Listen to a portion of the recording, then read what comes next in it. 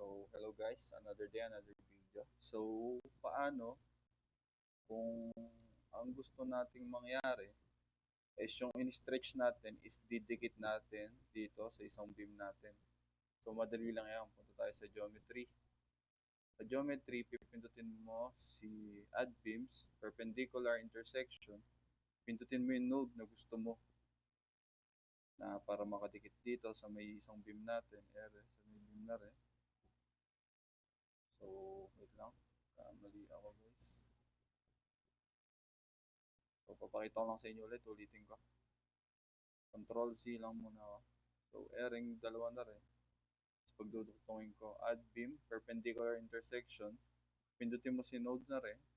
And kahit sa part ng beam na rin, ilagay is malalagay pa rin siya perfectly 90 degrees mula sa node. So, ayun. And what if gusto rin natin lagyan ng perpendicular intersection tong node natin? Mula sa node na yan hanggang sa beam na to. So, pindutin natin kahit saan lang sa beam. Bang. Malalagyan na siya ng beam. So, after nun, what if gusto mong maglagay ng truss dito sa roof? Ipindutin lang natin tong beam na rin. Hit ko isang beam lang. Pindutin natin yung beam. So, makikita nyo yung add beams. So, sa right side niya, may beam layout, tapos may insert nodes. So, pindutin nyo yung insert nodes.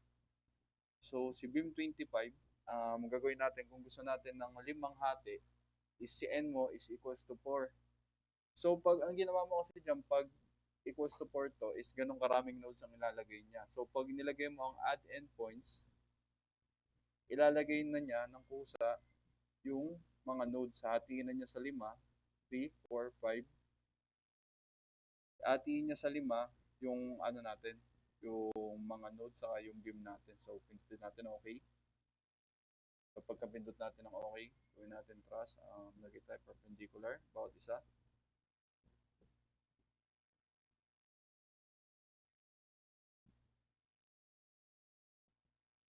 Tapos, add beams. Kapag gawin lang natin siyang truss.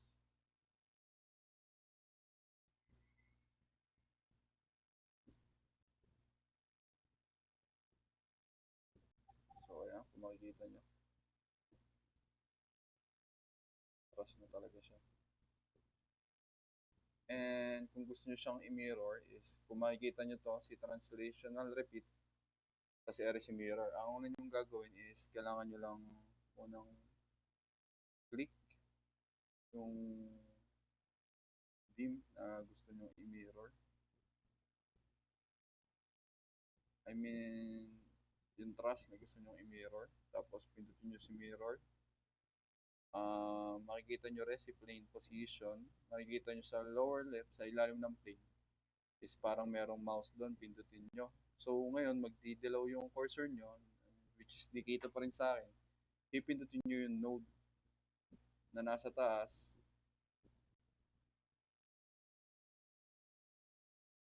Makikita nyo, magkukusa siya.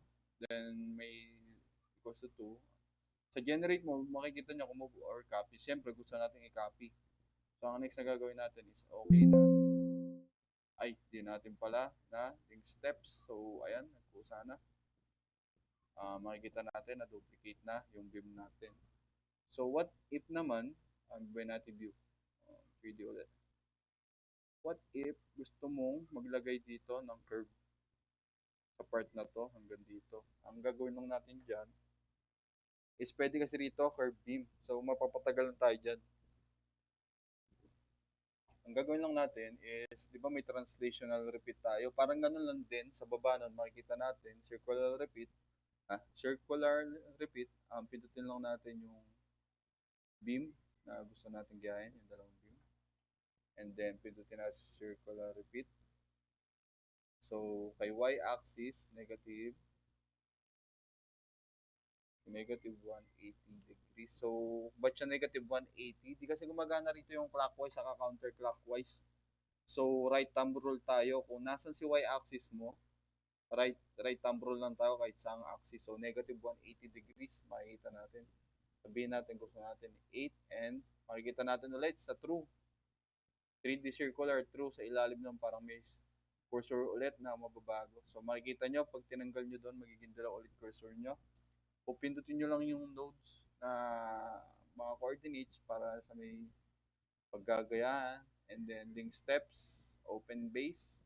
Kasi kailangan nyo pindutin yung link steps. Pag di nyo na link steps, ay hindi nyo makikita yung pagka-curve. So pag pindutin natin yung okay, makikita nyo. Yes. So ayun.